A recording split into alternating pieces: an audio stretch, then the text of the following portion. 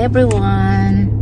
Good afternoon guys. Time check is 2:30 ng hapon. As you can see guys, andito ako sa car kasi drive ako sa store and bibili lang ako ng meat para sa dinner namin. Pero wala ako sa bahay kasi may work ako. Start ako ng work ng 3:30 to 11:30 hanggang Sunday. Hanggang Sunday siya. Maaraw dito pero malamig. Yes. Maluwang itong ano ko. Para ready na, para pag uwi ni hubby ko, mag-ano na lang siya, mag-grill. Use namin yung grill most of time. Kahit minsan malamig yung maulan, nagre-grill pa rin kami. Mas maaraw, tsaka hindi kaya ng mata ko yung ganitong araw pag nagda-drive. Kasi may diferensya ako sa mata. And then, bukas ng early, 7 o'clock, mag-drive ako guys. Sama yung kapatid ko, uuwi kami doon sa host farm niya. Kasi alam nyo guys, may nakalimutan siya doon. I-on yung machine ng mga plates and utensils. Kalimutan niyang i-on. 1 week na siya sa Copenhagen and then next week sa bahay, dito pa rin siya sa bahay. So 2 weeks siyang wala. So mangangamo yun. So idadrive ko siya doon kasi kung hindi ko siya i-drive, tatagalan siya ng balik dahil it takes time and yung mga buses, train for waiting pa. Tapos yung walk niya 19 minutes. So parang abutin siya ng Diyos mio, ng oras. Maraming tao dito. Parking, maraming car. So, maghanap tayo ng parking. Dito tayo. So, meat lang naman guys yung bibilhin ko and potato. Guys, sa loob. Lang siya, malaki. Lang, ganun. Nandito na.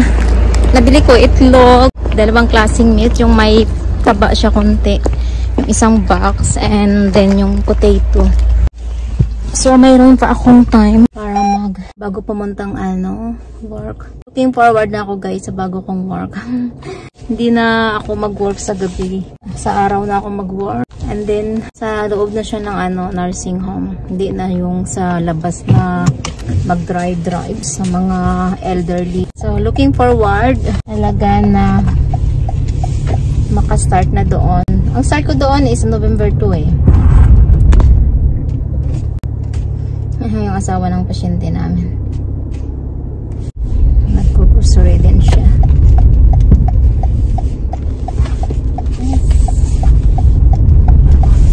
Busog ako na yung nakakain ako ng 2 slice ng biko yung toppings niya is yema. Nabusog ako. Tapos with coffee. Yung second slice parang hindi ko na siya kayang ubusin pero inubos ko pa din. So baka uwi ako dito mamaya and then kuha lang ako ng food ko. Kasi sometimes guys dumadaan-daan ako sa bahay kasi yung workplace ko tsaka yung bahay malapit. Ang pangit lang kasi pag nagdra-drive ka, yung work mo is magdra-drive sa mga bahay ng mga pasyente. Okay lang pag ganitong oras, pag mga ganitong hindi maulan.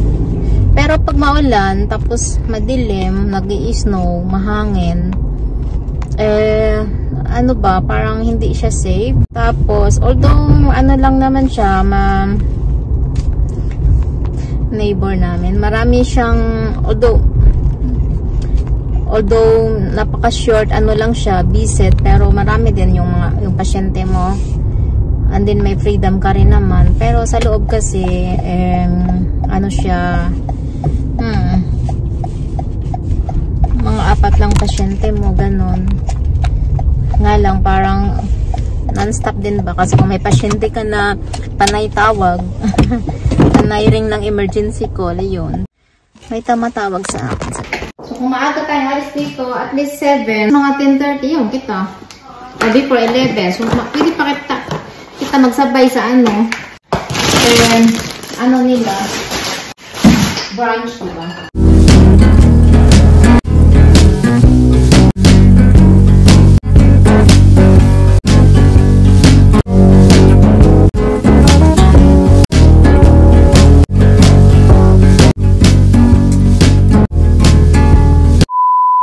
guys, andito ako sa work. So, ito lang yung...